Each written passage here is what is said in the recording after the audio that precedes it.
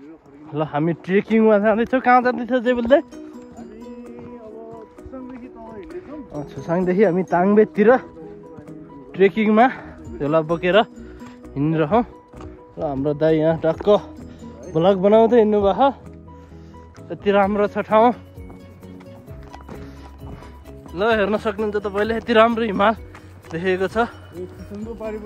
हेर्नु छुसाङमा टक्क हाम्रो जेबेल दाइ झोला बोकेर हिँड्नु भएको टुरिस्ट जस्तो। ल यता टक्क हिमाल छ, यता पनि यता बाटो भत्केको छ, यस्तो छ।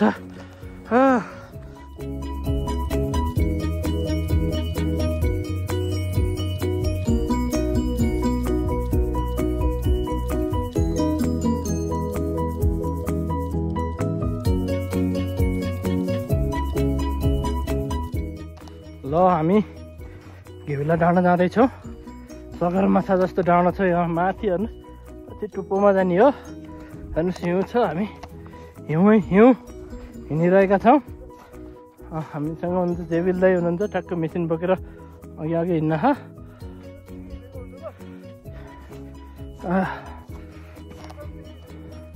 ल हामी घिउला डाँडा जाँदैछौँ। हामी छुसाङदेखि हिँडेको होइन।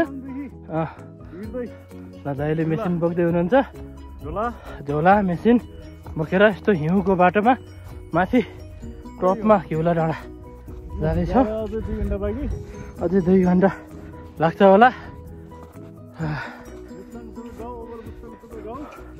यो घिउला डाँडाले गर्दा अप्पर मुस्ताङ सबै डाउन भएका कारणले यसरी हिउँमा मध्यका साथ हिँडिरहेका छौँ।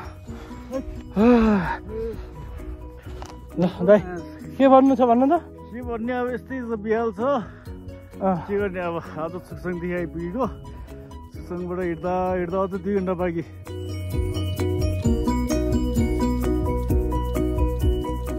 यो हिमाल कुन हिमाल हो?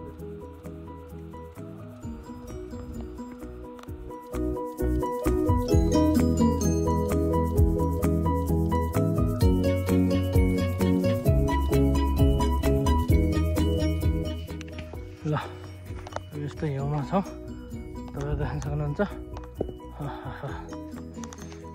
हिउँमा हामी सगरमाथा चल्दैछौँ। उहाँ टुप्पोमा जाने हो। सगरमाथा भन्दा माथि छ। यस्तो हिउँ खुट्टा पुरै गडिरहन्, हेर्न सक्नुहुन्छ।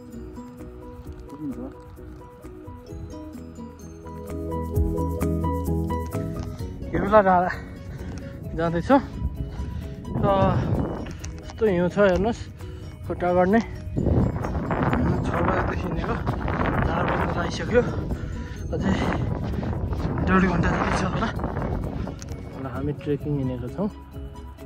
चाहिँ हिमालमा करिब लागिएको छ। माथिको डाँडामा हिमाल हो।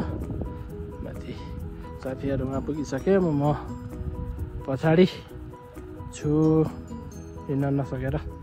सबैलाई नमस्कार। हामी हिमाल चढ्दैछौँ। हेर्न सक्नुहुन्छ हिमाल हो टुप्पोमा। टुप्पोमा जाने हो। हामी टप अफ द माउन्टेनमा छौँ।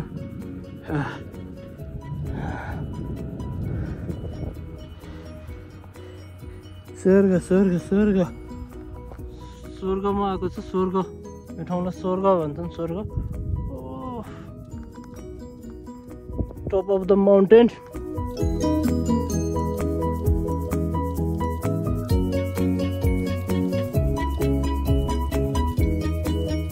ल हाम्रो यस्तो अवस्था 3 फिट गयो। हिँडेको अझै आधा घन्टा भइसक्यो, अझै बाटो भेटेको छैन। हामी हिउँमा छौँ। रात परिसक्यो। यस्तो हिउँ छ, जता हेर हिउँ मात्र देखिन्छ। यहाँ हुनुहुन्छ